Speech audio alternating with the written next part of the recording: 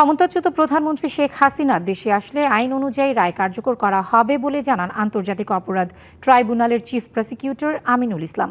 আরও জানান, জুলাই গণ অভ্যুত্থান সংশ্লিষ্ট মামলাগুলোর বিচার আগামী 1 বছরের মধ্যে শেষ করার লক্ষ্য নিয়ে কাজ করছে প্রসিকিউশন। মঙ্গলবার ট্রাইব্যুনালে ব্রিফিংয়ে তিনি আরও বলেন, চলতি মাসে 3টি মামলার রায় হতে পারে। ট্রাইব্যুনালে দ্রুত সময়ে স্বচ্ছতা ও নিরপেক্ষতায় আন্তর্জাতিক মান বজায় রেখে বিচার হচ্ছে। এদিকে পলাতক আসামিদের সম্পত্তি বাজেয়াপ্ত সহ জরিমানার আদেশগুলো দ্রুত বাস্তবায়ন শুরু করা হচ্ছে বলেও জানান আমিনুল ইসলাম। এছাড়াও শেখ হাসিনার ঘৃণাসূচক বক্তব্য গণমাধ্যমে প্রচারে আদালতের নিষেধাজ্ঞা রয়েছে বলেও জানান তিনি। উনি বক্তব্য দেখ অথবা না দেখ, তাতে আমাদের এই ট্রাইব্যুনালের সাথে তো এইসব কাজের কোনো সম্পর্ক নাই। আমাদের দরকার হচ্ছে যে উনি দণ্ডপ্রাপ্ত। আমাদের সরকারের এখন কাজ হচ্ছে এই রায়টা কিভাবে বাস্তবায়ন করা যায়।